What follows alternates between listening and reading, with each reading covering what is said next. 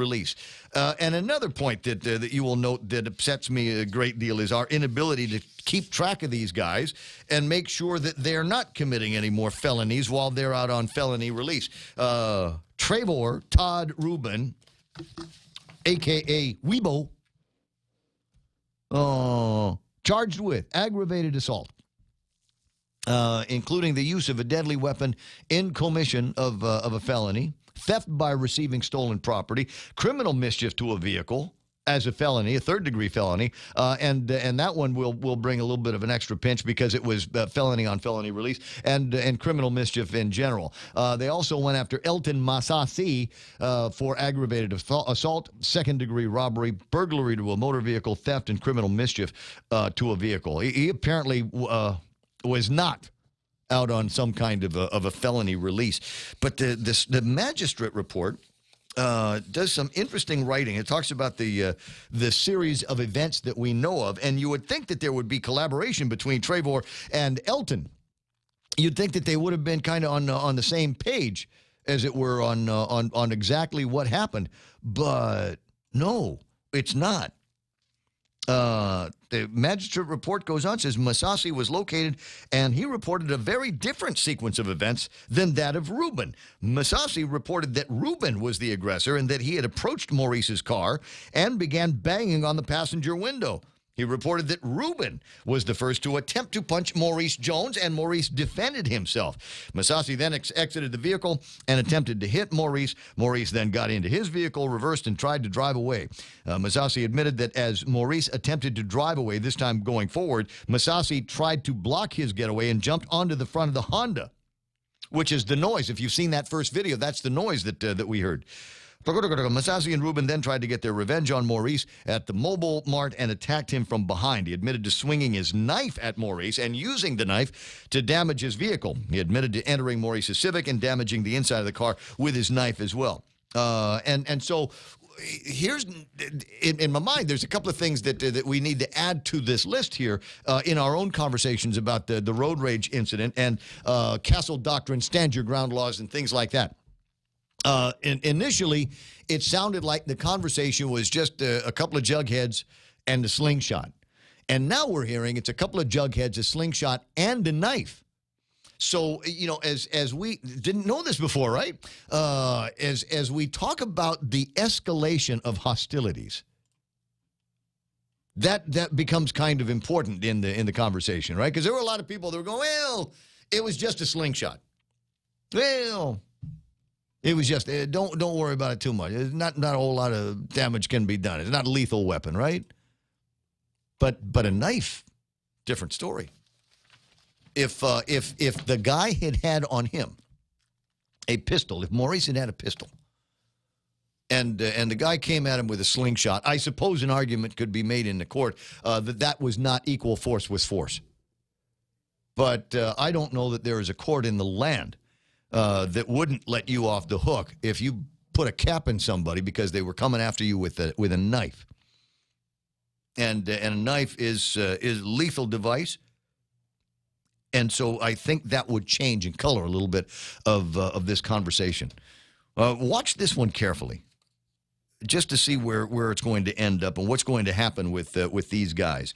Initially, it's funny. You start reading magistrate reports a little bit deeper, and after a couple of other interviews, and then you get a better sense of what it is that we're talking about here, and who might have been at fault. And it's because it sure looked like initially, it sure looked like there was about an equal amount of blame to go around, right? And now we know who the aggressor was, who it was that first took the swings, and what ensued and what followed, and then the fact that these guys were hell bent to find Maurice Jones and Elizabeth, and basically trapped them inside the mobile mini mart. I can think of worse places to get trapped. Employees and customers that were barring the doors to keep these two thugs out. And I would hope, because this probably isn't going to get resolved before the end of the administration. I'm not disagreeing. Joe Cruz online says a slingshot is a deadly weapon, and humans have been killed with this weapon. Not totally disagreeing. I'm just saying we use the word slingshot, and it brings up it conjures one image. But a guy with a knife with hostile intent clearly is acting out of line and is in a position where he could cause serious bodily injury and death immediately. So I'm just saying the images of even these jugheads with their slingshot, but the jugheads with a knife, different story. And as I said, I think in any court, if it was me, I pulled the trigger and put the guy with the knife down. I don't think there is a court that wouldn't let me off on that. Just cause guy had a knife, is coming after me. I got to defend myself. I had a gun. I used it. You know, a guy coming at me with a slingshot. I have a gun, and I got to say, wow, slingshot versus a gun. Know what I mean? So yeah, it might take a little bit more lawyering footsteps to get that done, but not necessarily disagreeing with you. 8:51 in the morning, and so there is that to talk about. We did talk about the mold issue over at the port, and that's interesting to a certain degree. Which is, I read the story and I talked to Joanne Brown about it, and that's as interesting as it's going to get. But it in my mind, I'm reminded about this old story. Mold is gold, and you recall Southern High. When Southern High was closed, they shut down parts of that because the air conditioning was no good. This is almost ancient history anymore, but the air conditioning in parts of Southern High wasn't any good. And so they shut it down. And while the air conditioning was shut down and all the dry air that would normally be moving through the air conditioning conduits, et cetera, wasn't moving through there, mold began to grow. And there were people that were just up and, oh, my God, I'm not letting my kids go there. We got to call in the mold remediation guys. Well, it can kill you. Well, and so there were all of these people that were wanted to make a big, huge deal about it, and some of the people that were making a big, huge deal about it were people in the mold remediation business. Oh, certainly. And yeah, so we'll take care of that mold there with X $1,000 for this, X $1,000 for that, and in a move that put a smile on my face, I think the maintenance guys over at DOE just did exactly what I said, which was Clorox Cavalry, Pine Sol Patrol, and the Bleach Battalion went in and squirted everything down and wiped everything down and killed the mold, turned on the air conditioning. As far as I know, nobody has ever had to go to the nurse's office because they got a mold in my throat. Did they ever get into dealing with asbestos here? Oh, because lots of buildings were built with it back in the day. We have had conversations about asbestos. I want to say one of the more recent conversations about asbestos was up in Tiedzen. That used to be Naval Air Station, and Naval Air Station. There's still a few of the homes on the slummy side of Tiedzen now is the only way I can describe it. You know exactly what I'm talking about because you drive up there as well, and wondering when we're going to find the money to be able to pay these guys off so we can eliminate this new slum that we have up in the Tiedzen area. At any rate, there was in the central part on the other side of the slum, on the other side of the fence, used to be a lot more homes that were built up there, and yeah, many of them, when they raised them to the ground, there was a lot of attention paid on the lead in the paint and possible asbestos in ceiling tiles and things like that. And so yeah, my recollection is they brought in some people and had to do remediation on that. In fact, there's a couple of guys out here that living in the States, and they heard about some of the jobs that were going to be coming up in the demolition of these buildings, came out here and got a business license. And I want to say it was them and their family that took care of all of that. Oh, okay. So it's done. I mean, there's those hazards, and everybody said, well, my God, this is something that we've got to worry about all the time. And they said, it doesn't really work like that. More of a problem when you start moving things around. It's not like just being near asbestos will kill you. No. It's what happens when it starts to fall apart, starts to decay, gets nicked off walls, and you breathe it once it becomes airborne. More specifically, the airborne particulate matter, which you can't actually even see. That's what'll settle in and give you the wide variety of lung maladies. Yeah. I'd like to own one of those duplexes up there. in Tietzen? By the airport? Just move in. That'd be great. I mean, I'm right there by the airport. I'd like to watch the planes take off and land, and the view back behind me would be great. I got to find somebody to sell like me I said, one of just those. move in. What do you think? Well, I'm sure somebody owns whatever's up there. Well, if they own it, maybe they could take better care of it. You would think. There are some people that have turned around and fixed a couple of those up. Oh, and they look really nice. On the other side, Yeah. not on the main drag side, but but if you take a turn into where the old there used to be a shop there, is a package store in the back. That area there are slummy houses to be sure, Yes. but there's a couple of people that have gotten their slummy houses all fixed up Yes, and are yeah. looking really look good. nice. And it's not that they look good; it's the views are killer up there. And if you think you know about all Guam's great view properties, take a tour of that particular area and look over the vista that is East Agana. You don't normally see that. And from up there, from what must have been officer country up there, it was spectacular views. Yeah, my first time driving through here, we were driving by there, and I was like, wow, I wonder if we could get one of those, man, because that would be great. I mean, Yeah, I so like I spent said- some time fixing it up, but so Well, and they did. There's some great looking places back there. 8:57 and change in the program. May end up talking about some other things. One of the topics that I find interesting, and we might actually talk to a Facebook listener, somebody who watches us every day, Denise Legaspi, Lady D. Federales are looking at banning cockfighting, and we have been under threat of this. It's the same way we've been under threat of nuclear attack all of my life. We've been under threat of having cockfighting banned on Guam virtually all of my life as well. And it looks like they might be getting serious. Might be getting serious about that. They've got the big farm bill, and buried inside of that is something that would apply to the territories, the same laws, rules, and regulations as apply to the states when it comes to cockfighting, which is in virtually all of the states illegal. And it wasn't that long ago, you'll recall, that there was a whole family of guys up in Seattle, Washington, that were, I mean, they made a big holy deal out of a couple of Guam guys in Washington because they were running an underground cockfighting ring. Well, in the 70s, as a kid, they discovered cockfighting going on outside of Houston, of course, another farming area. Yeah. But we were shocked because it was just like, really? It was unheard of. Yeah, Cockfighting? Yeah, it just doesn't happen. Where there's Hispanics? There weren't that many back then. Oh. Yeah. Because I was going to say, all of my life there has been cockfighting. Yeah, And I mean, we used to sport a dome down the street. And so in my mind, it's, do I say it's part of the culture? Sure, it's part of the culture. Oh, It's I one of the agree. things that we do around here. And guys have been doing it for a long time. But, outside of the thing where they got to fight with little chicken knives, those are probably the healthiest animals on the island. Right? They get shot up with all kinds of vitamins. They eat better than most any other chicken on the island. So they're not in terrible shape, it seems to me, and because they're people look at these birds as investments.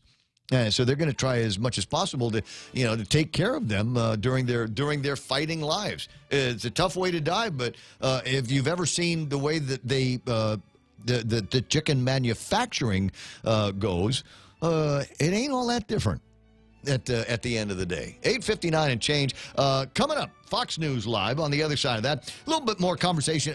We were trying to get up with Marie Benito to find out about this $11 million that Reverend Tax has been working on collecting from the IRS. Apparently work and taxes that should have been remitted to Guam that have not been remitted to Guam. $11 million worth. And the question that I have is, number one, how did we stumble onto that cash? And number two, did they already spend it? Is that $11 million that Lou and Josh will be able to use as they begin their new administration?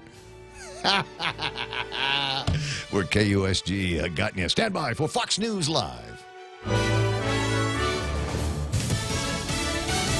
A possible link to terrorism. I'm Lisa Lacera, Fox News. Prosecutors in France looking into that possibility as they investigate a deadly shooting at a Christmas market.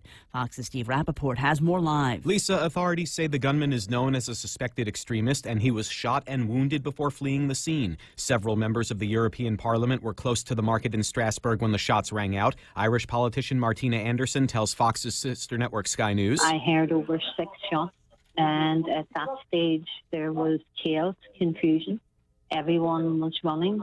It was pandemonium. The French Interior Ministry calling on the public to remain indoors as soldiers patrol the streets. The attack bringing back memories of a failed al-Qaeda plot to blow up the market on New Year's Eve in 2000. Lisa? Steve, after meeting with House and Senate Democratic leaders this morning, President Trump again saying he's willing to shut down the government next week. If we have to close down the country over border security, I actually like that in terms of an issue, but I don't want it to be an issue. I want it to be something that the country needs. It's not really an issue. President saying despite a fiery exchange with Senate Leader Chuck Schumer and House Leader Nancy Pelosi in front of reporters this morning, the private part of the meeting was friendly.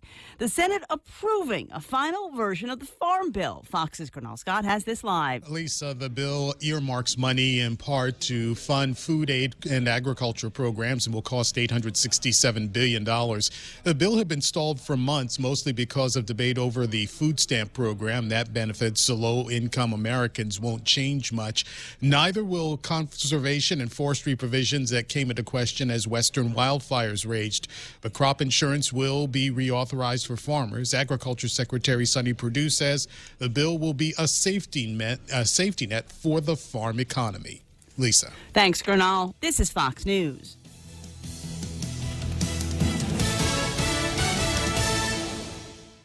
Be merry, be bright, and make shopping all right with holiday gift cards from Ruby Tuesday. Buy a $25 or $50 gift card for those on your shopping list. Get a $15 bonus coupon with every $50 card purchase. Some extra holiday happiness from Ruby Tuesday. Be merry, be bright, and make shopping all right with holiday gift cards from Chuck E. Cheese's Guam. Get a free medium pizza with every $25 gift card purchase and a free extra large pizza with every $50 gift card purchase. Some extra holiday happiness from Chuck E. Cheese's Guam. Cheers to 80 years. It's our 80th anniversary and the gifts are on us. 80 gift certificates, 8 shopping sprees, 8 staycations, and 1 round-trip flyaway for 2 to Manila. So how do you enter? Calvo's Insurance personal home and auto customers are automatically entered. Non-Calvo's customers may enter by receiving a qualified quote. It's our way of saying thank you for trusting us for the past 80 years. For more details, visit calvos.com/giveaway or call 472-6816. Calvo's Insurance, serving Guam for 80 years.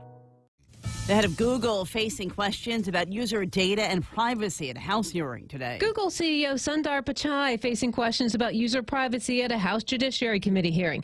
Texas Republican Ted Poe asking if the company tracks his whereabouts via his iPhone. Does Google track my movement? Pichai said only if you allow us to. Not by default. There may be a Google service which you've opted in to use. Pichai also denying allegations of political bias, telling lawmakers that manipulating search results would go against the company's core principles. In Washington, Rachel Sutherland, Fox News. Federal judge ordering porn star Stormy Daniels to pay President Trump nearly $293,000 in attorney's fees and another $1,000 in sanctions after her defamation suit against the president was dismissed. Time magazine has awarded the Person of the Year honor to journalists killed or imprisoned due to their reporting. The magazine will print 4 different covers, one of them featuring Washington Post columnist Jamal Khashoggi, who was murdered inside the Saudi consulate in Istanbul. The other covers will honor the 5 victims who died during a mass shooting at the Capital Gazette in Maryland, 2 Reuters journalists imprisoned in Burma, and Maria Ressa, a former CNN bureau chief who was in legal trouble in the Philippines. The pick has political undertones, as some have accused President Trump of unintentionally putting journalists in danger by repeatedly criticizing the media on Twitter. Carly Shimkus, Fox News. Lawyers for Bill Cosby have detailed what they're calling nearly a dozen legal errors, including, they say, the judge's decision to send the case to trial as they appeal Cosby's sexual assault conviction and his 3 to 10-year prison term. They've also asked the Pennsylvania Supreme Court to release the 81-year-old from a state prison near Philadelphia while the appeal proceeds. Cosby was convicted earlier this year of sexually assaulting Andrea Constand at his home outside Philadelphia in 2004. I'm Lisa Lacera, and this is Fox News.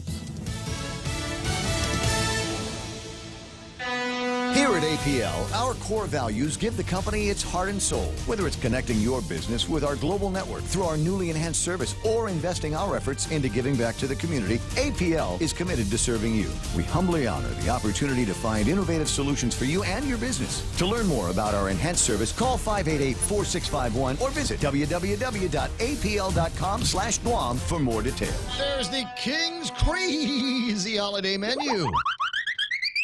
You can't say crazy with a K without that noise. I'm sorry. That's part of the deal there. They've already talked about the Hawaiian French toast, or did I? Did I mention the Hawaiian French toast? Today? Today I did. The delicious and Hawaiian sweet bread, battered and delicately French toasted with powdered sugar and syrup. I mentioned that. I put that on the air. Yeah, what else does it have? It has s'mores pancakes. They have that there. The Nutella banana French toast. See, that's why I think you're confused, because I was talking about the Nutella banana French toast.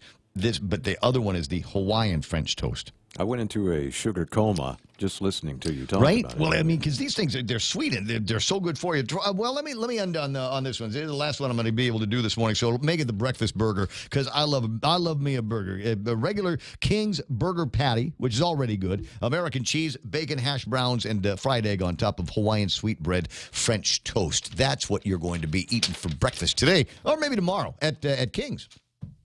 Family Finance, serving the people of Guam since 1959. Now you can start planning for the holidays by getting a personal Christmas loan from $1,000 up to $3,500.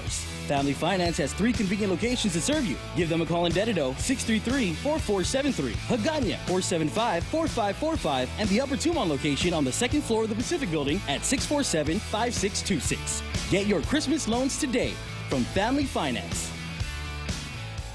The Ray Gibson Show is brought to you by Micronesia Renewable Energy. Never been a better time to go solar. Guam Regional Medical City, the first choice for all of your open heart surgical needs. American President Lines, APL, they're shipping the future. And American Water Tech, smarter water, better water. The season of giving is here, and the stations of Choice Broadcasting want to give back. 93.3 The Point, Boss 104, Star 101, and Lux Guam present Charity of Choice. Each of our radio personalities have chosen a Guam charity that they would like to benefit. And I chose Habitat for Humanity. Tune in daily to see how you can help. Charity of Choice 2018 is brought to you by Choice Broadcasting Company, Lux Guam, American Water Tech, and the station that gives from the heart, 93.3 The Point. Wait, which one is that? I'm sorry, I just saw you do the dance. I wasn't sure what spot you wanted me to talk about. It's the one from Wendy's. Fine, I love doing this one. Wendy's has got a great new sandwich for you, and it features some of the things that you like to eat at Wendy's. Anyways, I got the chicken part of it. It's a fried chicken filet, and then we've got some cheese on top of that, Swiss cheese.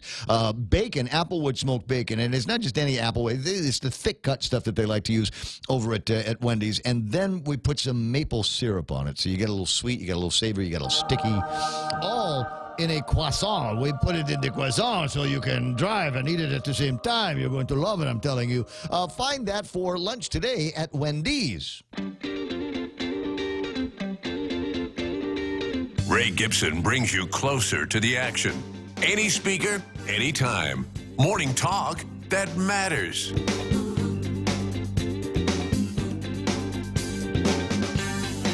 So my project for the rest of the day, because I'm interested in this, is they've got that measure we're talking about, Bill 154, the electronic signage deals that they want to put up there, and so what I want to do is get a map of Guam, a Google map of Guam, and there are websites that you can do where you can overlay a radius on top of the map.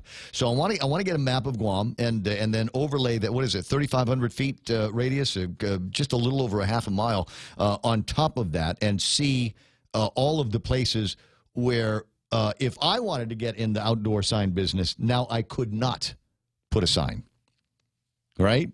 And you'd be surprised. I don't know how you feel about driving on Guam, and sometimes you go, man, I live in Mongmong. I gotta go to Tumon. It's just so far away. Oh my God, I want to just drive in the traffic and you look at a map, and as a crow flies, it ain't that far away. I mean, from Mongmong, if you stood on top of somebody's house in Mongmong, you could see where you're going in Tumon. It just takes a long time to get there because the roads and the curves and all of that. But even on the roadways, it's not really all that big of a distance. So when we start talking about 3,500 feet, you might be going, oh, that's short or it's long or whatever. You'd be surprised how much is within 3,500 feet of the ITC intersection or the airport intersection or next to Infusion. Yeah, mathematically, it's actually about 2/3 of a mile. It's 0.66. 0.6628787879. Okay. Okay, the 6. Smart ass. 910. Ray Gibson Show, 888-8255-888 TALK, and I don't know how this happened that she was able to get on Star 101 and not this program here to talk about what I consider to be one of the most important events in the entire calendar on Guam, and that is the Pig Derby. Jane Dia is on the line. Good morning. Hi, good morning, Hafa-Day. Hafa-Day, Merry Christmas, and Happy New Year. Thank you. Merry Christmas to you. And so the pig, I feel like I'm getting into... There's a sound effect for everything. I feel like I'm getting into this late here, Jane. And number two, I'm also ticked off because you're not in the studio to talk about it because we've got cameras and things like that. You were on the Facebook for Star 101, but not here. So can we make an arrangement? Yeah, I could come right now. Really? Yes. Where are you? How far away are you? I'm in Manila. Well, by the time you get here, it'll be 10. It won't be enough time. Oh, I see. What? Yeah. Well, no, because I'm never going to turn down an opportunity to interview a pretty girl. Let me. But not today. How about tomorrow? Tomorrow, Yeah. sure. Yeah. What are you doing? What are you doing tomorrow? Working. Okay. Well, this should be work. You come to the radio station. We'll call it work. Yes. Okay. Yes. So let's set it up for 9 o'clock tomorrow, and we'll just go over some of the basics here today on the Pig Derby. Now you had a get together last night, correct? Yes, we had a safety briefing. So College of Natural and Applied Sciences at UOG. Tonight's our second briefing, room 127. 127. Now, if I missed the first and second safety briefings, can I still join the Pig Derby? So we don't advertise, but we do offer a safety briefing before people participate in the Derby on the day of. Mm-hmm. So it's not a full-on classroom setting. It's individual, and it's based upon the conservation officer's availability. But we do offer it. Okay, because if you're not coming in until tomorrow, then I want to make sure that just because people are only hearing about it tomorrow, that they would be disqualified. But obviously I want to know. So that's the important part from the hunter side. All of the rest of it, in my mind, is just the great idea of being able to cull the herds of wild pigs that we've got out there, and then there is the Pig Derby cook-off that is going to be happening, but it's not going to be happening as quickly as I thought. So there's a little bit more to the conversation, and frankly, I'd like to have it in a studio if we could do that. Sure, no problem. Okay, so I'll see you tomorrow morning at 9 o'clock. Okay, sounds great. Groovy. Do you have T-shirts? We have shirts for the day of the Derby, so I don't have them ready today, so they'll be ready on Saturday and Sunday. Okay, right on. And so we'll get caught up. But if you're a hunter, if you're a hunter, you want to know more about the Pig Derby that's coming up, then be listening tomorrow morning. Jane Dia is going to be in the studio, and everything that you will need to know from the hunting and the safety briefing, and what happens to the pigs and who it's going to be going to, and the pig cook-off deal that's going to be happening, we'll find out all about tomorrow. Sure, or come to the safety briefing tonight. Okay, let's talk about that real quick. Yeah. So the first session is 7 p.m. Registration's at 6:30. So come to University of Guam College of Natural and Applied Sciences, room 127 at 6:30 to register for the 7. And then there's also a 7:30 registration for the 8 o'clock. Gotcha. So all right. So a couple of sessions that we're going to be. Which building is that at the university? So when you enter the main road to University of Guam, on the right is the College of Natural and Applied Sciences. Okay. The room 127 is in the back.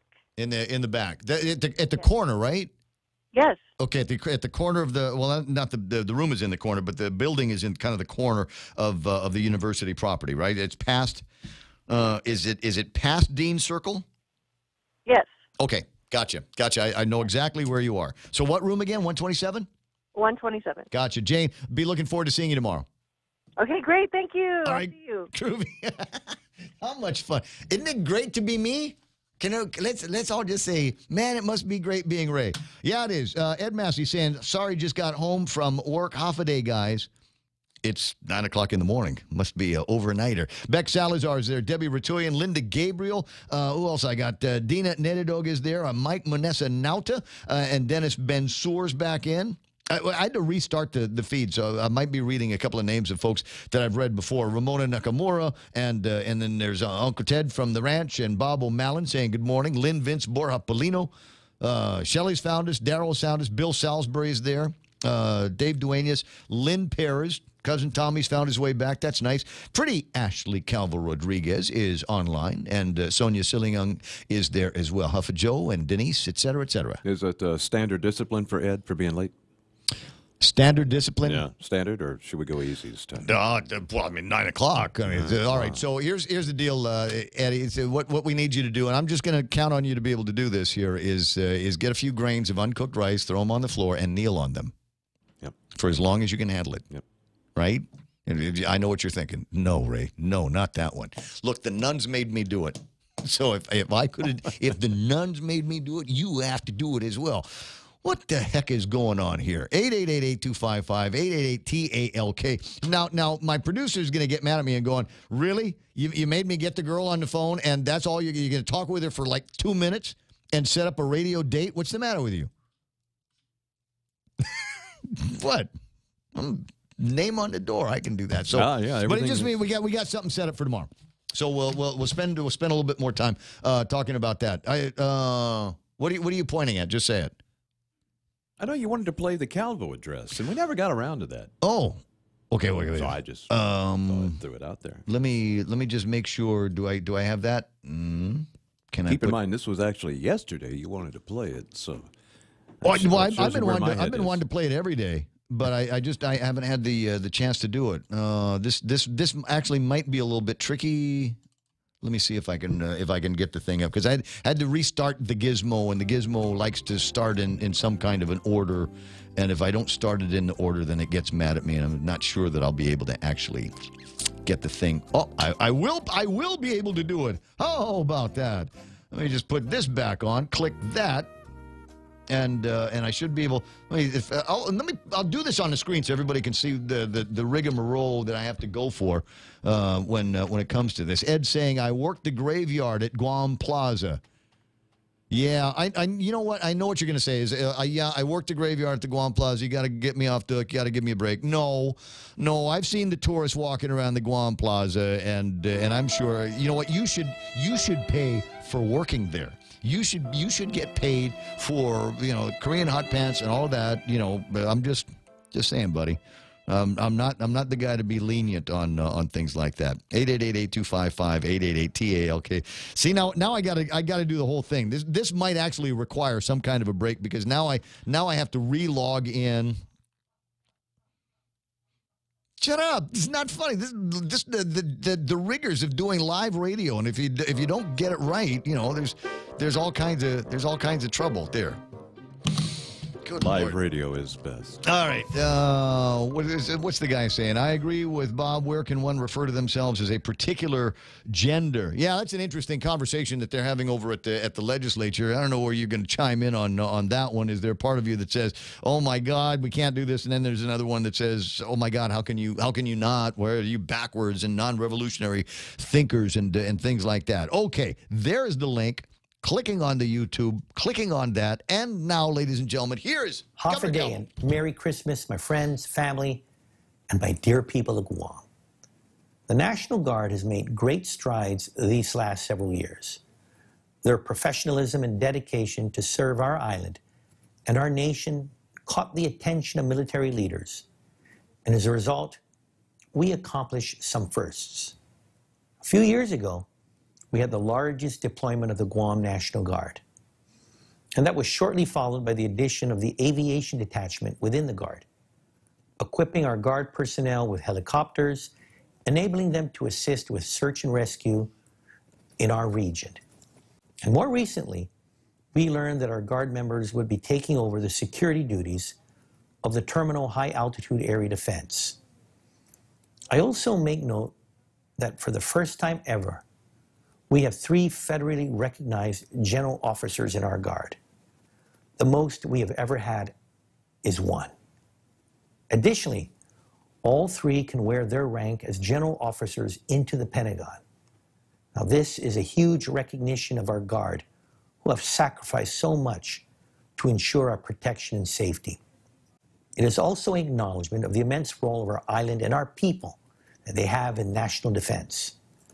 Now, in just a few weeks, another group of Guam Guard members will answer the call of duty to defend our nation.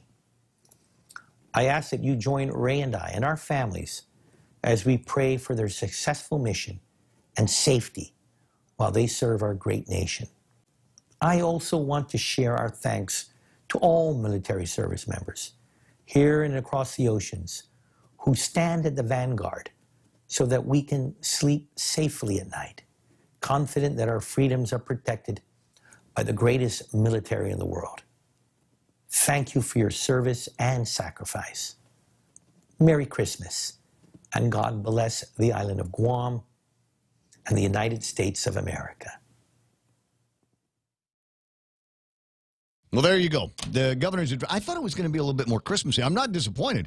I had not seen the script on that, but I'm not disappointed. I'm glad that he's taken the opportunity to single out the men and women of the Guard and Reserve and the components that we have added to the Guard and Reserve here on Guam over the years. I've been watching with a great deal of interest all of these years, if for no other reason because my career, my life, my obligations denied me the privilege of service. But it's always interesting to see the men and women. When he was talking about that huge deployment, I've always been, for me, it's always been a question of what can I do for them.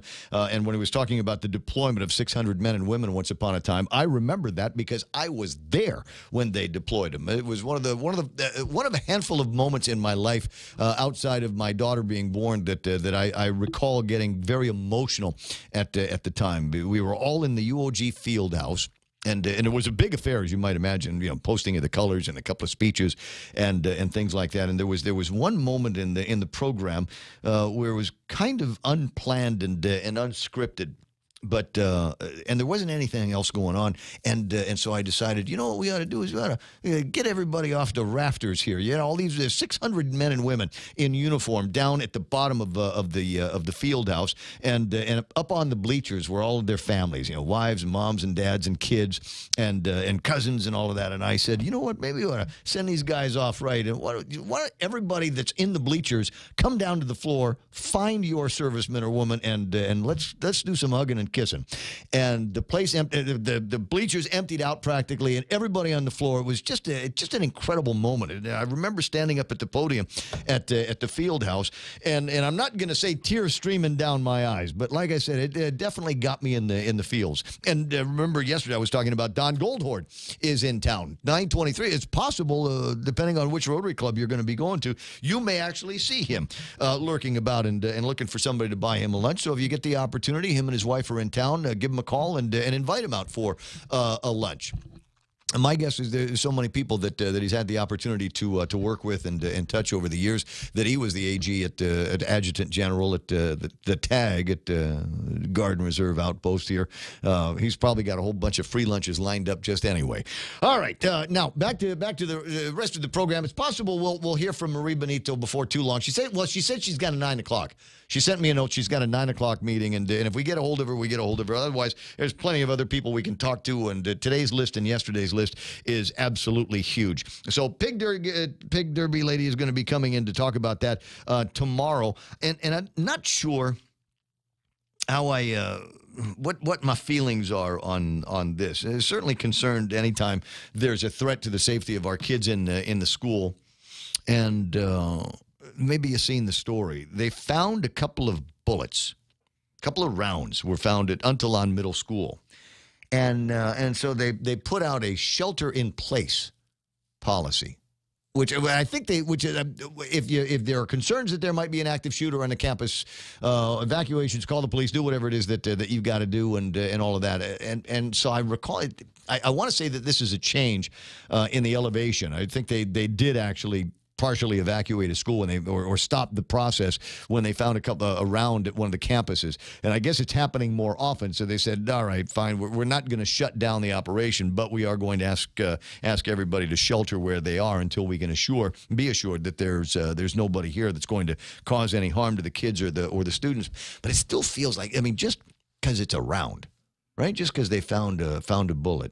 And I don't know if I'm right or wrong on this. Maybe in my mind I'm thinking, boy, that's a lot of work to do Even the sheltering in place, even that little twitchy nudge there, feels like it's a lot just for a round.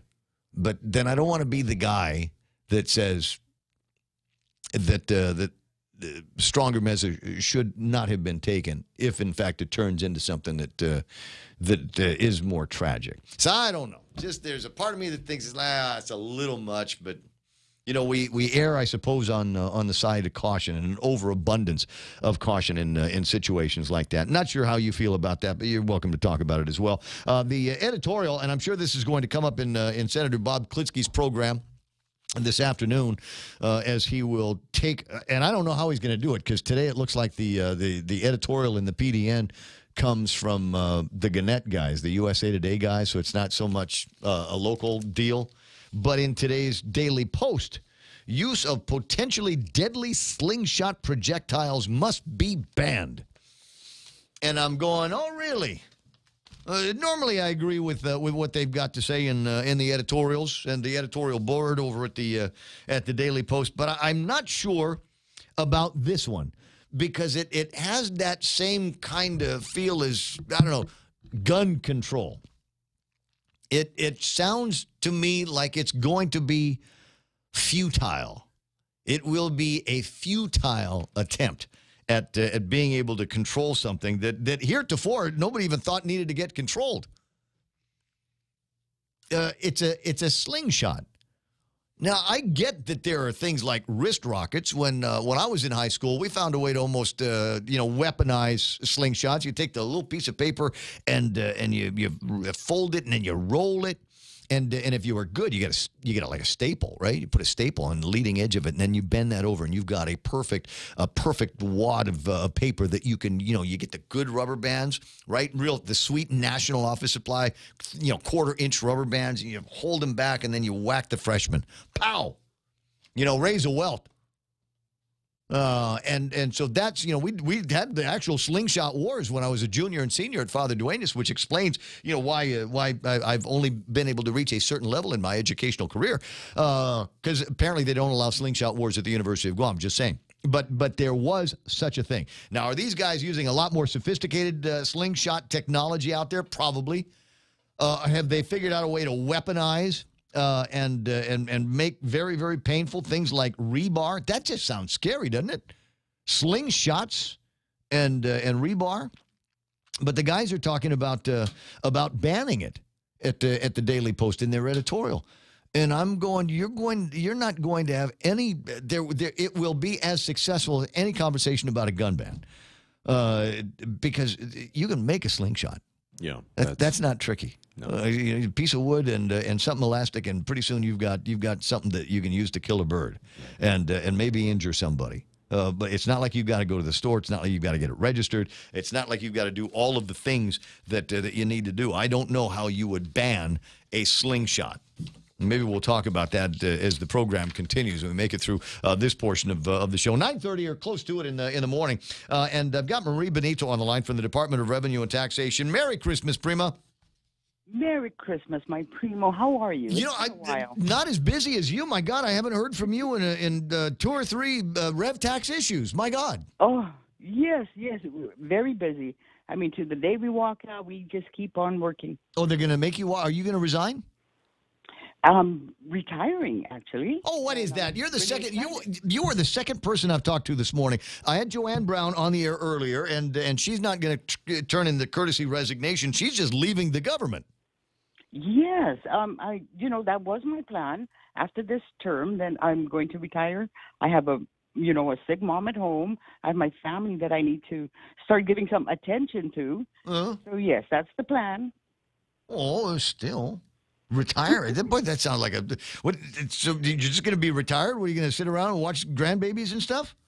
Oh, my gosh. No grandbabies here, but they're in the States, so I get to go visit. I guess. Well, and I don't know. It will be... So I guess, you know what that means, guys? It means anything I got to take care of at Rev and Tax, I better do it now, right? Yes, absolutely. Come in now. So the governor yesterday sent out a note to the press about him being optimistic about $11 million coming in for Guam, based on conversations that you and John have been having with the IRS. Yes. we are so excited about that. You know, this is something we've been working on for one of the cases, you know, over 2 years. So, you know, before we go, we want to put closure on some of these cases. So we were, of course, persistent and kept going at it.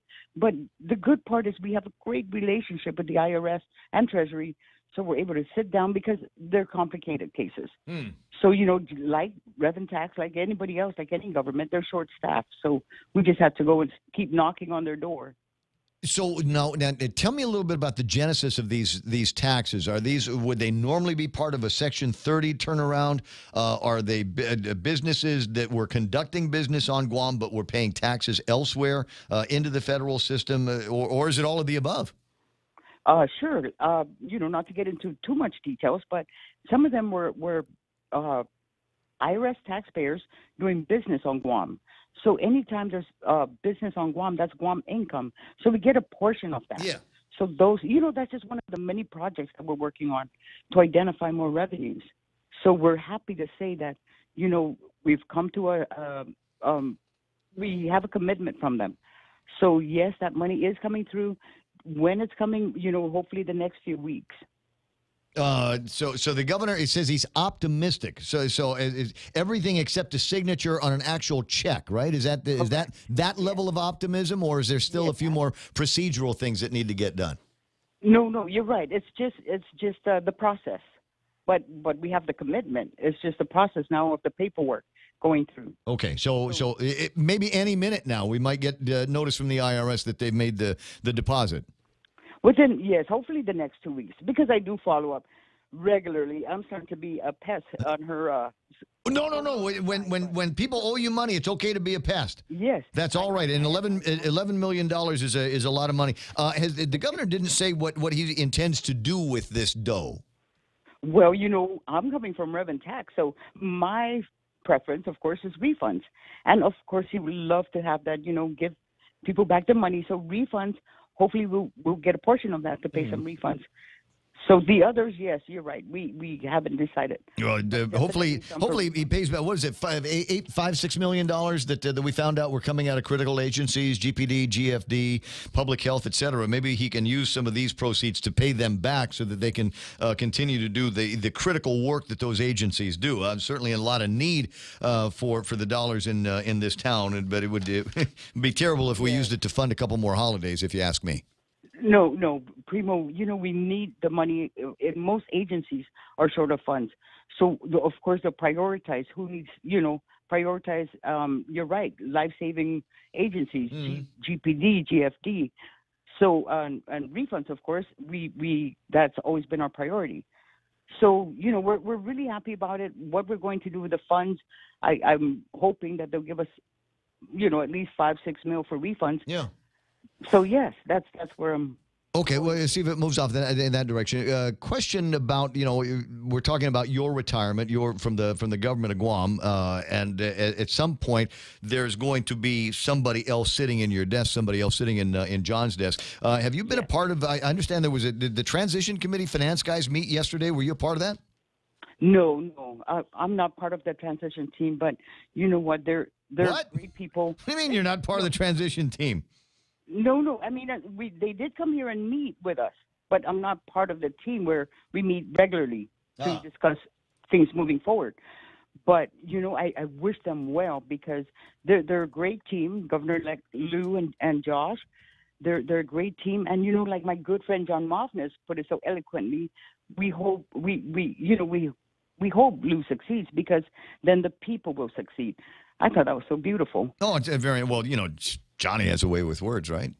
Yes, he does. He sure does. But yes, I wish them well, and I'm here to help. You know, I'm going to sit down with Tony and Siska, that's part of the transition team for Revenue Tax, and you know, talk about ideas and what we didn't complete. We'd like them. Although we made progress, there's still many more things to be done here. Understood. Now, getting back to the $11 million or so, is that How long has that been piling up? And because the new administration is going to want to come in and say, okay, Marie, is it $11 million that we collected at the end of 2018? Would we collect another $11 million in 2019, or after you empty out that account, you kind of got to start all over again? Well, there's more. This is ongoing. There's several things we're looking at, and it's an ongoing reconciliation. So there'll be more coming out. But, the future looks bright. We have all these good things coming forward. So I'm really kind of envious because, again, the future is going to be brighter. There's H2 workers now being approved. There's more money, more flights coming in, more tourists. So it looks very good. And there's just a lot of things out there that is great. Hey, there's no more Hanum Basula. I think they cleaned up the Hanum Basula. So now if we could just, get the tax refunds out and figure out how we're going to, the rest of it with, what's the word here, that butt ugly chain link fence in front of John F. Kennedy High School, then I think it will be perfect. Yes, it's going to be great. So, I wish them well again. Okay. And I'm here to help. If they need any help, I'm willing to help them. No, you know what? You should have no problem getting a gig in the private sector with somebody that says, okay, Marie, so I just need you to, based on who you know, what you know about rev and tax, here, solve my problems. Yes, we'll see what we'll do about that. Roger that. I can be your Tentago too, Yeah, right? Yes, I can do that. Hey, you know what? I've got Bert Duenas on the other side, so I'm going to let you go, and I'll talk to you pretty soon. Okay, Primo, right. Thank you so much. And no problem. Merry Christmas to everyone. Yeah. Look, Merry Christmas. Love you. I'll see you later. Okay. Adios. 888-8255. Marie Benito from the Department of Revenue and Taxation, and the second person high up in the government of Guam that have announced their retirement. Not resignation, their retirement here on the program. It's 9:36 in the morning. We'll call that iConnect time. Swing by the nearest iConnect and get yourself hooked up in the Connect and Win contest that could get you and a friend to Manila, which is someplace in the Philippines. What do you got to do? Just sign up for a 12-month plan for mobile, internet, and push to talk, and you're good to go. 888-8888. The lady that answers the phone will have details.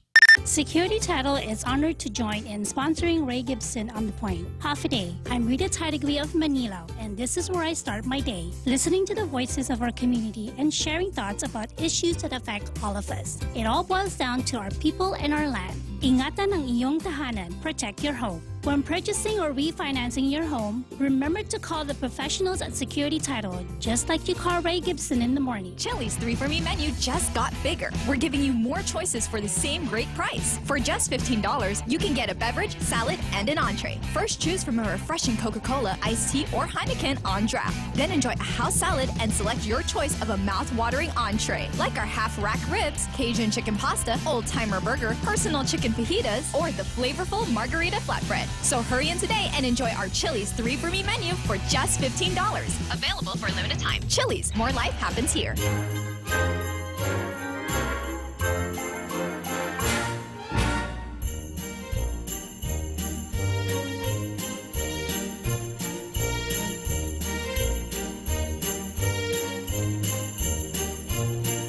I like this post on Facebook. It says, or Instagram says, December is pushing you to make sure that you're ready for your level up. Isn't that nice? And I think it's a riff on a concept. It started also on the social media that says we got to stop looking at our age in terms of years and look at it in terms of levels, because it's more. It would be better to say, instead of saying I'm 56 years old, is say I'm at level 56, dude. Right? Sound like a game, like some kind of video game. Which level did you get to? I get to 56. If I'm lucky, I'll make it to 59. I'm working really, really hard on that. I feel like I'm at level 78. Yeah, but my attitude is like level 12, right? Yeah. That's the important thing. Where are we now? I've been wanting to talk to this lady. Actually, I've been wanting to talk to her for a long time, and I was so glad when I got word the other morning from Tony and the guys at the transition office that Bertha Duenas is getting back into the scene. It's one of my favorite phone calls from all of the years that we used to talk to each other about a variety of fiscal issues at K57. Bert Duenas on the line. Good morning, Bert. Hey, good morning. Morning, Ray. Welcome back. Thank you. Now, let me just get caught up, and we'll tell you. You can tell me what it is that your job description is supposed to be, and then I'll tell you what it really is. And then, but first, where have you been since the last time we talked? I've been working for the Office of Finance and Budget as a budget and policy analyst. So, yeah, I've been here since 2011. But you used to make a lot more noise. There used to be a lot more noise coming out of Bertha Duenas. Why wasn't there so much in the last couple of years? Well, I don't know. I like being in the background, Ray, as much as I can. Over my career, though, that hasn't really been the case, as you may know, right? So, yeah, I take the appropriate time at the appropriate, place for everything. Yeah. Well, because there are things that have come up, and I don't know, that raised a lot of questions. You remember the what was the name, the Kakigi presentation over at the legislature, where she pretty much asked B.J. Cruz which law did he want her to break when it came to paying bills in the government of Guam. Do we want to stand on this law here about making payroll, or this law here about what was it? I'm trying to remember what the other side of that was. Some kind of lockbox fund that got raided. Well, that for me, that was a fair comment, because in an environment, Ray, where we are literally juggling every day because of the cash flow constraints. It sometimes comes to that point where, as Kathy put it, which law do you want me to violate, or yeah. Well, but I don't know.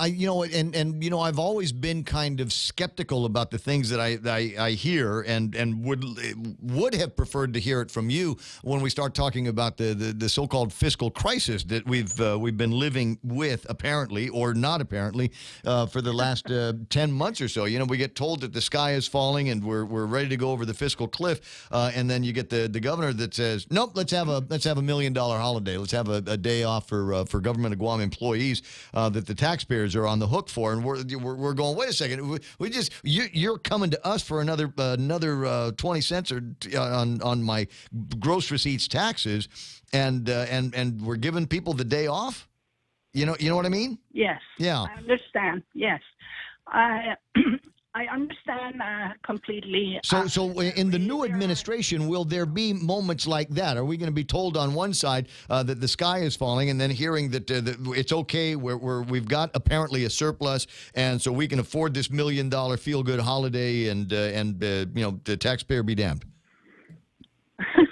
Yes. Well, we all know there have been, there are a lot of contradictions, as you, I guess, to put it one way, with regard to policies and what, what the daily calls are, as far as, calling a holiday or what have you. But I can tell you that our goal, the new administration's goal, would be to, avoid many of those contradictions that we've seen, and to, based on an assessment, almost on a continuing basis of where we're at and what we can afford at the time. Now, me, I process those things very judiciously. Yeah.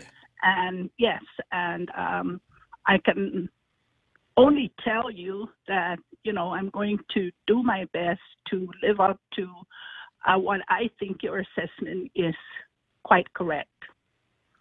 Well, I'm glad, because it's obvious, and now even after the holiday, it seems like there's call to more spending and more travel and hires and things like that. At least that's what it looks like, from the casual observance. It would be nice if we were told the same consistent story. Either the sky is falling or somebody on the second floor is peeing on me. I'm not sure exactly what's happening, but I don't like either of those scenarios. So I'm glad that we've got somebody like, and I appreciate you being as candid about this as possible, because it's still there, and we haven't yet made that transition into what's going to be happening next. How much time do you suppose you'll be able to spend on looking backwards at the numbers, as opposed to, you know, coming in and saying, all right, this is what the bank balances are, and then let's move forward?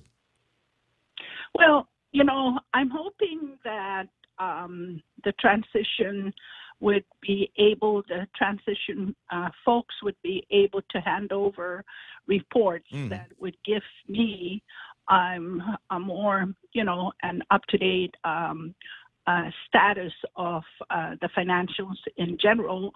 But for the most part, I am very much aware of the big picture and, you know, where we stand, having been here at OFB, yeah. Yes, I monitor revenues almost on a daily basis, government-wide for all funds, and I also review spend rate, you know, as the months go along, and see how that's stacking up against actual collections. So I pretty much, you know, have an idea of the big picture in general, and it just needs to be, I guess, confirmed by the transition report that is imminent.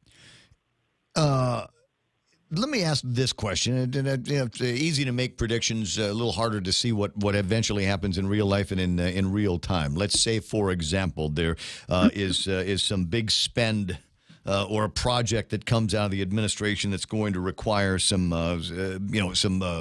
serious upfront money or some big spend money, and Lou comes to you and says, "Bert, do we got money in the account for this?" And you say, "Well, no, we don't." What happens there? I mean, do we wait until we got revenue? Does Lou have the authority to say, "Well, you know what, I'm buying it anyway"? Do you have veto power? Will you be able to say we just can't do it? Of course not. Oh, okay, just checking.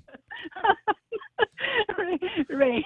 Well, I guess what I'm looking for here is a treasurer. So, you know, if you ask me what your job description is, what I want my job description to be is, I want you to be the treasurer. So when they come in and say, I need to buy, you know, $20 million worth of IT. Yeah, we know we all need IT, but can we start with 10 and buy modules up? Yeah. Well, you know, Ray, this much I will tell you, okay? Lou and I share the same philosophy. Thus, I suppose, her confidence in me, which I'm humbled, you know. So I don't think I'll have any problems with Lou as far as her heeding to the degree that, you know, heeding input, advice from people around her, not just me. You know, she respects input from people she trusts. And our goal would be to restore trust in the government. Amen, That's sister. Our goal, okay? And we're going to do our best to achieve that goal in short order. Frankly, just knowing that you're going to be sharing some of that zip code makes me feel a whole lot better about moving forward into this brave new continent that we're trying to explore here. 948. I mentioned an IT system specifically when we were talking about, you know, veto power and things like that. Somebody asked me the other day what I consider to be some of the big problems that we have in the government of Guam, and I'm a technology and data guy, and I think one of the big problems that we have is the lack of adequate IT technology between all of the government of Guam, but at Guam Memorial Hospital, Rev and Tax, Department of Administration, and places like DPW and Land Management in particular that need to be brought up to current standard here. Tell me where you are on that. Do you have a hand in making some of those decisions and recommendations? Ray, I totally agree. I cannot speak to the technical aspect of you know, the needs, but I do know that reports and interface of a lot of our government services are not up to par.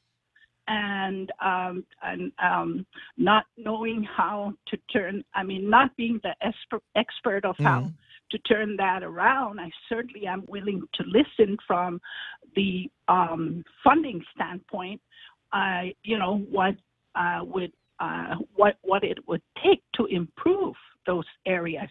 You named all of the ones on my mind that really need that. And during the campaign, Governor-elect Liu spoke to that issue a lot of times about that being the crux of efficiencies that we need to bring into the government, especially with revenue and tax, but certainly with those other areas that you mentioned. Yes. There's the other view in terms of the technology and what we'd like to see is making it as customer centric as possible. Some might look at it and say that these will be there for the benefit of the departments and agencies that have the computers and the technology. I don't know that I necessarily agree with that. I'd personally like to see it so that there are places where if you go and you get your driver's license or try to do something online, it's actually cheaper to do it that way than to actually show up at some place like the Department of Revenue and Taxation, business licensing, or that kind of thing. They frankly, the departments and agencies in some places in the country don't want you in the building. You would do that online. Because otherwise, you step in here, it costs money and costs somebody's time. So get as much as you can done online, and we will incentivize that by making it cheaper than coming in. Yes, absolutely. I do everything online, all my renewals, to the extent that that it allows me, I use it. Because for me, time is money, and if I have to go and line up for 2 hours, that's 2 hours I could be spending somewhere else being productive. Right. So, and plus the convenience, just the convenience of not having to drive there and line up for 2 hours. I cannot say enough about the ability to renew licenses online. And when we lost that for a time at some point, I'm not sure, I forget how far back, but we lost the ability to do that for some reason. Oh, it's a couple of years that we couldn't do it. It wasn't licenses, it was tags. It was registration, automobile registration. Registration, yes. It was registration. But I feel that driver's licenses should probably be as feasible in that way, and so on. But you're absolutely right. So that will be job number one for my friend Bert. Is help them buy that technology. I know that Lou wants it. I know that the incoming governor wants it because we've talked about it on numerous occasions, and it's certainly some of the things they know what the benefits are by putting everything online and making all the online opportunities available for their customers because they're at the bank. The last thing that the bank wants is a lot of people sitting around the lobby trying to take money out. So do it online. Use your credit card. Yes. Yeah, because it costs money to have tellers behind the windows all the time. Hey, Bert, it looks like you and I are going to get started on the same page. Anytime you want to get on the radio, anytime you want to call in, anytime that you need to pass a message along to the taxpayers, the people that you represent, you let me know. Sure, Ray, and thanks for the call, and you have a great day. It's going to be better now, like I said, and I hope there's any number of people that will agree with me. I'm my level of trust is being restored just because I know that you're going to be there watching the numbers. Oh my gosh, that's so nice of you. Thank you so much. Yeah, listen, I'm not the only one that trusts your views on the numbers. People smarter than me have trust in have faith in what you've been looking at. So I'm just glad to see that you're in a position where more people will listen to you. You're smarter than me. Hey, whatever. Okay. Whatever. I'll talk to you pretty soon, Bert. You have a terrific day. Okay. There it is. Flirt. Where to? 9:54. My God. It just goes so fast, right? Fast. All right. Last break of the program, then I'll wrap it up. No one ever plans to be sick, especially when you're young. But sometimes things happen, and there you are with huge out-of-pocket expenses. And if your care requires you to go off-island because your insurance doesn't include GRMC, you have hotel, food, and transportation costs on top of your medical copay. If you're a federal employee or retiree, choose Calvo Select Care. It includes GRMC. And should an emergency arise, we're right here. GRMC, where patients are partners. Welcome to the annual holiday swap. Harold, you first.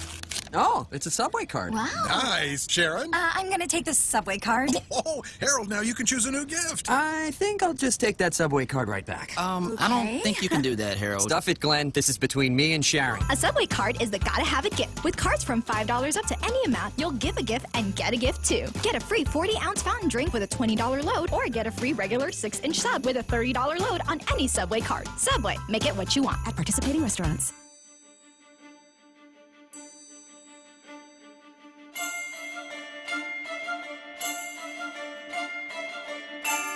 Can I make a point?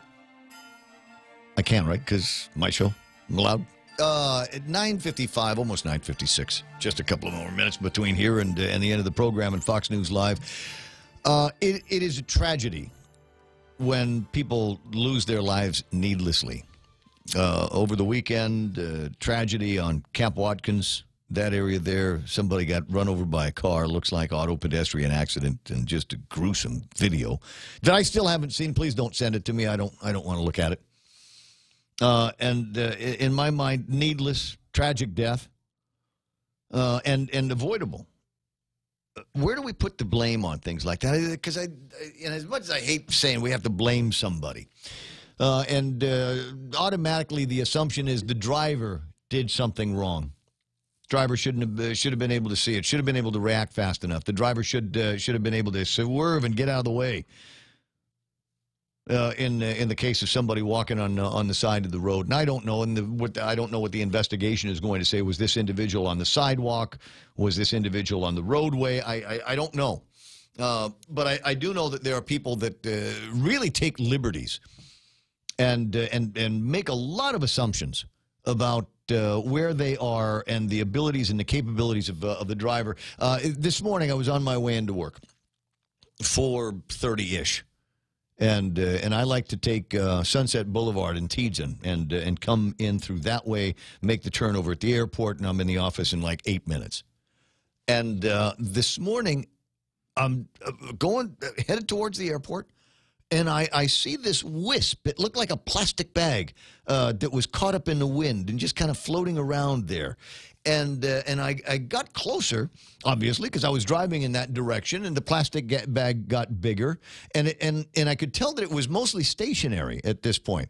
And we're talking about, maybe 100 yards at 35 miles an hour or so. And I was almost on the bag when I realized, this is with the brights on too, right. When I realized that there was a woman holding a plastic bag walking on the side of the road. Wow. Dark skin, dark clothes, no street lights, and right at the edge. She was standing right at the edge, where they paint that little thin white line. Like that line will protect them. Yeah, and I'm going, if it had been any other, what if it was an impaired driver? What if I was impaired? Or what if my phone rang all of a sudden? Or what if I was fiddling around with the radio? Or looking for my glasses, or whatever. What if I had spill hot coffee in your lap? Spill hot coffee in my life. Just any number of things that could have gone wrong, and take my eyes off that section of roadway long enough, and there could have been another tragedy. And so the point here is I know that the first inclination is to try to figure out who that dastardly driver was that committed this heinous act and then ran away from it, which is more heinous than anything else. But the other part of it is, people got to stay off the road. And if you're going to be on the road, have a blinker or a reflector or something that will identify you as somebody that is on the road. There's so many times where I've had to swerve to avoid hitting somebody because they just literally popped into my vision. I'm a conspiracy guy. I know you are. I don't think he got hit by a car. I know that. You've told me that one. It could go either way, right? Could have been somebody that got into a scrap with somebody far, far away, and that's just where they dumped him. I hear you. The radio station is KUSG. I got you. Sad music playing on the way out. Hey, but good news. I got the lady from the Pig Derby. She's going to be on radio and the Facebook Live tomorrow at 9 o'clock. And I'll see if I can get some more pretty on the screen as well between here and there. 10 a.m., KUSG Agana. Fox News Live is next. Have a great Wednesday, would you? Gunfire at a Christmas market. I'm Lisa Lacera, Fox News. The deadly shooting in Strasbourg, France, now being investigated as a possible terror attack. Fox's Steve Rappaport has more live. Lisa, authorities say the gunman was shot and wounded before fleeing the scene, and he remains at large. Strasbourg is also home to the European Parliament, and the building is on lockdown. Irish politician Martina Anderson speaking to Fox's sister network Sky News. I personally did not see anyone being evacuated other than myself and my staff. At least 4 people killed and several others wounded. Authorities urging the public to remain indoors as